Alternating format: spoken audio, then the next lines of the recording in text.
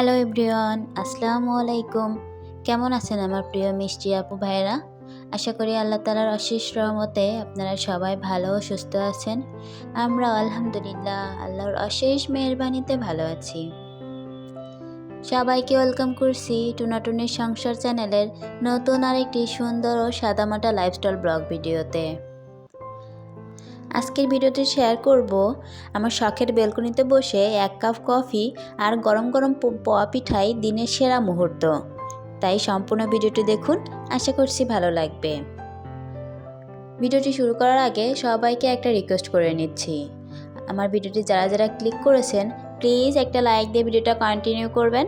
আপনাদের ছোট একটা লাইক আমার জন্য খুবই গুরুত্বপূর্ণ। আপনারই মতো অনেকের কাছে আমার ভিডিওটি পৌঁছে দিতে সাহায্য করবে, সেই সাথে নতুন দিনে নতুন আরেকটি ভিডিও মেক করার উৎসাহ জাগিয়ে তুলবে। তাই বুঝতেই পারতেছেন আপনাদের ছোট্ট একটা লাইক আমার জন্য কতটা মূল্যবান। তাই ছোট্ট একটা লাইক দিয়ে পুরো ভিডিওটা দেখে নেবেন। আজকে ভিডিওটি শুরু করেছি সকালে নাস্তা করার পর থেকেই। আজকে ঘুম থেকে উঠতে একটু লেট হয়ে গেছে। উঠে দেখি গ্যাসের স্পিড একেবারে কম হয়ে গেছে, তাই অনেক তাড়াহুড়োর মধ্যে দিয়ে সকালে নাস্তাটা তৈরি করে এবং খেয়েও নিয়েছি। যেহেতু গ্যাসের স্পিড অনেক কম ছিল, এই মুহূর্তে যদি ক্যামেরা অন করে কাজ করতে যেতাম অনেকটা লেট হয়ে যেত, হয়তো আর নাস্তায় বানাতে পারতাম না। এই কারণে ক্যামেরাটা অন না করেই আমি সকালে নাস্তাটা বানিয়ে নিয়েছিলাম। তারপর অফ ক্যামেরাতে আমরা দুজন সকালে নাস্তাটা করে এবার চলে এসেছি আমার শখের ব্যালকনিতে একটু গুছিয়ে নেওয়ার জন্য। যেহেতু রাতের বেলা সব কিছু এখানেই থাকে, বাইরে থেকে অনেক ধুলামলা এসে এখানে জমা হয়, তাই এখন থেকে চেষ্টা করব প্রতিদিনের একটু একটু করে শখের জিনিসগুলো মুছে রাখতে, যাতে একটু সবগুলো সুন্দর থাকে এবং দেখতেও ভালো লাগে। তাই যে প্রথমে চলে এসেছি বসার বেঞ্চটার ওপর যে টয়লেটটা রেখেছিলাম সেটা উঠিয়ে নিয়েছি, তারপরে একটু ভালো করে ঝেড়ে আবার সুন্দর মতো পেরে নিয়েছি। তারপর কুশন বালিশেও, যেহেতু গতদিন আগে পিকনিকে গিয়েছিলাম সব কিছু এখানেই ছিল, বেশ ময়লা পড়ে গিয়েছিল, তাই কুশন বালিশটা একটু সুন্দর মতন ঝেড়ে নিয়েছিলাম। ঝেড়ে নিয়ে আবারও সুন্দর মতো করে জায়গাতে সাজিয়ে নিয়েছি। তারপরে বেঞ্চটাও একটু ভালো করে মুছে নিয়েছি। এবার দেওয়ালে যে ওয়ালমেটগুলো লাগিয়েছিল সেটা অনেকটাই ময়লা পড়েছে, সেটাও একটু ভালো করে মুছে লাইটগুলো একটু মুছে নিয়েছি। এবার সবশেষে আমি একটু ঘাস কার্পেটের ওপর একটু ঝাড়ু দিয়ে ঝেড়ে নিব, সুন্দর মতো একটু ঝাড়ু দিয়ে নিব। তারপরে অফ ক্যামেরাতে আমি একটা ভেজা কাপড় দিয়ে, ভেজা কাপড় বলতে একটা কাপড় ভিজিয়ে একদমই শুকনো শুকনো করে হালকা হালকা করে মুছে নিয়েছিলাম। কেনার সময় উনি বলেই দিয়েছিল এভাবে মুছে রাখলে অনেক দিন ভালো থাকবে, কোনো সমস্যা হবে না, তাই আমি সবগুলো ওইভাবেই মুছে নিয়েছিলাম। পুরো বেলকনিটাই আমি সুন্দর মতো ঝাড়ু দিয়ে তারপরে অফ ক্যামেরাতে মুছে নিয়েছিলাম। ঘাস কার্পেটটা যেহেতু পুরো বেলকনিটা কভার করে নাই, যতটুকু ফাঁকা ছিল ততটুকু আমি সুন্দর করে একটা কাপড় দিয়ে মুছে নিয়েছিলাম, যাতে ঘাস কার্পেটগুলো ভালো থাকে, বাকি টাইলসগুলো সুন্দর লাগে এবং বেলকনিটাও দেখতে ভালো লাগে। সবশেষে একটু বেলকনিটাও দেখিয়ে দিলাম। এবার চলে গেলাম রুমের বেডটা একটু গুছিয়ে নিব। আমার এই গেস্ট রুমের বেডটা কিন্তু আমি একটু ভাঁজ করে গুছিয়ে নিয়েছিলাম, গত ভিডিওতে আপনারা তো দেখেছিলেন। তারপরে যেহেতু আমার গেস্ট এসেছিলো, যার কারণে আমি এই দশকটা শার্ট করে বিছিয়ে নিয়েছি।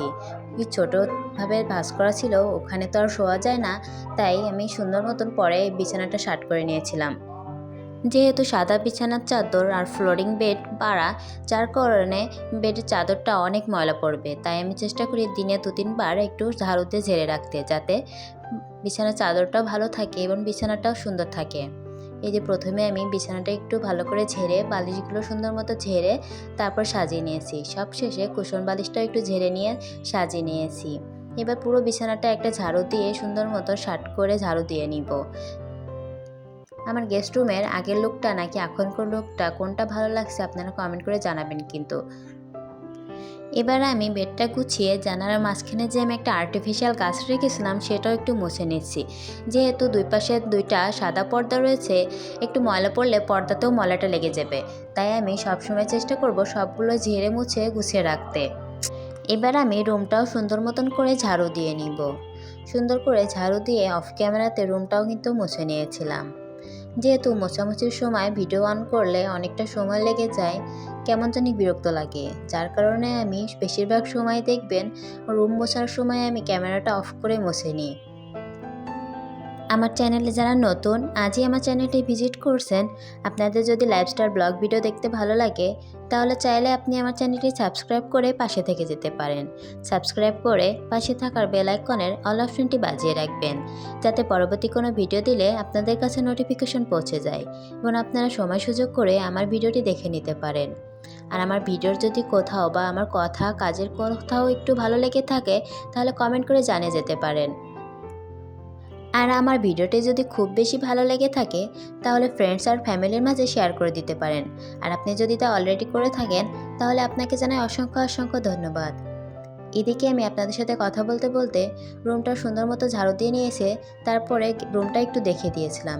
এবার চলে এসেছি, কিছু জামা কাপড় ছিল সেগুলো ভাঁজ করে নিব। যেহেতু পিকনিকে গিয়েছিলাম জামা কাপড়গুলো এসে একটু রোদে দিয়ে নিয়েছিলাম, তাই এখন চলে আসলাম জামা কাপড়গুলো একটু ভাঁজ করে রেখে দিব। এখানে আমার 2 সেট 3 পিস ছিল, সাথে আমার হাজব্যান্ডের একটা প্যান্ট টাই সব ছিল। সেগুলো সুন্দর মতো ভাঁজ করে আমি ওয়ারড্রোবে গুছিয়ে রেখে দিয়েছিলাম। তারপরে সারাদিন আর তেমন ভিডিও নেওয়া হয় নাই, সোজা চলে গেছি বিকেলের দিকে। এখানে আমি একটু গুড় দিয়ে পোয়া পিঠা বানাবো, তাই চলে এসেছি প্রস্তুতি নিতে। প্রথমে আমি এখানে দেখলেন কিছুটা পরিমাণ চালের গুঁড়ি দিয়ে নিয়েছি। তার মাঝে 1 কাপ আমি একটু সাদা ময়দা দিয়ে নিয়েছি। চালের গুঁড়ার সাথে ময়দা ইউজ করলে পিঠাগুলো অনেক সফট হয় এবং পিঠাগুলো অনেক ফুলকো হয়। সব কিছু একটু মিক্স করে তারপরে আমি একটু লবণ দিয়ে নিয়েছিলাম। লবণ দেওয়ার পরে একটু মিক্স করে এবারে যে আমি এখানে গুড় দিয়ে নিব। গুড় দেওয়ার পরে আমি একটু ভালো মতন হাত দিয়ে সব কিছু মাখিয়ে নিব। সব কিছু মাখাবো আর একটু একটু করে পানি দেব, একেবারে পানি দিব না। একবারে পানি দিলে দেখা যাবে অনেক বেশি হয়ে গেছে, যার কারণে ডোটা অনেক ভালো হবে না। তাই আমি একটু একটু করে পানি দিয়ে এই যে সুন্দর করে ডোটা তৈরি করে নিয়েছি। ডোটা খুব বেশি পাতলা হবে না, আবার খুব বেশি ঘনও হবে না। এই গুড়ের পোয়া পিঠাটা খেতে কিন্তু বেশ ভালোই লাগে। কার কার কাছে গুড়ের পোয়া পিঠা ভালো লাগে জানিয়ে যেতে পারেন। তারপরে আমি এই যে পিঠাগুলো এক একে ভেজে নিব। আগেই আমি পিঠার জন্য তেলটা একটু গরম করে নিয়েছিলাম। যেহেতু গ্যাসের স্পিডটা খুব বেশি ছিল না, যতটুকুই ছিল আগে থেকে আমি গ্যাসের তেলটা বসিয়ে দিয়েছিলাম। এবার সুন্দর মতন পিঠাগুলো ভেজে নিব। এই যে দেখুন, প্রথম পিঠাটাই মাশাআল্লাহ বেশ ভালো ফুলকো হয়েছিল। আমি এই পোয়া পিঠাটা বানানো শিখেছি আমার শাশুড়ির কাছ থেকে। আমার শাশুড়ি অনেক ভালো পিঠা বানাতো। প্রথমের দিকে আমি কিন্তু পোয়া পিঠাটা তেমন একটা পারতাম না। বিয়ের পরে আমি আমার শাশুড়ির কাছ থেকে অনেক সুন্দর করে পিঠা বানানো শিখে নিয়েছি। এখন মাশাআল্লাহ আমি খুব সহজে পিঠাগুলো বানিয়ে নিতে পারি। অনেকে দেখি পিঠাতে গরম পানি ইউজ করে, কিন্তু আমি কিন্তু নর্মাল ঠান্ডা পানি দিয়ে ইউজ করি। এতে পিঠাগুলো সুন্দর হয়, কারণ আমার পিঠার পুরো রেসিপিটা সুন্দর মতো শিখে দিয়েছিল আমার শাশুড়ি। যার পর থেকে এখন পিঠাগুলো মাশাআল্লাহ সবসময় অনেক ভালো হয়। এদিকে কিন্তু আমি পিঠাগুলো ভেজে নিচ্ছিলাম আর একটা পিঠা ভেঙে আপনাদেরকে দেখিয়ে দিচ্ছিলাম কতটা সুন্দর হয়েছে। পিঠাটা অনেক নরম আর সফট হয়েছে, আর গুড়ের পিঠা অনেক মজা লাগে। এদিকে দেখেন প্রায় আমার অনেকটা পিঠাই বানানো হয়ে গেছে। পিঠাগুলো বানাতে বানাতে আমার সন্ধ্যা হয়ে গেছিল। তারপরে আমি বেলকনির লাইটটা একটু জ্বালিয়ে নিয়েছিলাম। এবার আমি বেলকনিতে বসে একটু পিঠা খাবো, সাথে 1 কাপ গরম গরম কফি খাবো। এই কারণে আমি সব কিছু রেডি করে নিয়েছি যে এখানে। এবার আমি এখানে টেবিলে বসে কফিটা রেডি করে নিব। এখানে আমি রেডিমেড যে কফি প্যাকেটগুলো পাওয়া যায় নেসকাফের, সেগুলো নিয়েছিলাম। আগে থেকে গরম পানি করে নিয়েছিলাম। 1 কাপ গরম পানির মধ্যে আমি পুরো কফিটা এবার ঢেলে দিব। দিয়ে তারপর বেলকনিতে বসে কিছুটা সময় কাটাবো আর কফিটা খেয়ে নিব, সাথে পিঠাও খেয়ে নিব। আমার বেলকনিটা সাজানোর অনেক ইচ্ছা ছিল, যার কারণে আমার হাজব্যান্ড আমার এই ইচ্ছাটা পূরণ করেছে। সাথে আমার আরও একটা ইচ্ছা আছে যে আমি বেলকনিতে অনেকগুলো গাছ লাগাবো। তবে এই মুহূর্তে তো আর সম্ভব হচ্ছে না। ইনশাল্লাহ খুব তাড়াতাড়ি কিছু গাছ নিয়ে এসে বেলকনিতে আমি লাগিয়ে নিব। এদিকে কিন্তু আমি বসে বসে কফি আর পিঠাগুলো সুন্দর মতো খেয়ে নিচ্ছিলাম আর বাইরের দৃশ্যটা উপভোগ করছিলাম। সবশেষে আপনাদেরকে একটু দেখিয়ে দিলাম আমার বেলকনিটা। আমার বেলকনিটা কিন্তু দিনের বেলা এক সৌন্দর্য, রাতের বেলা লাইট জ্বালানোর পরে অন্যরকম একটা সৌন্দর্য। আজকের মতো এখানে বিদায় নিচ্ছি। আল্লাহ হাফেজ, আসসালামু আলাইকুম।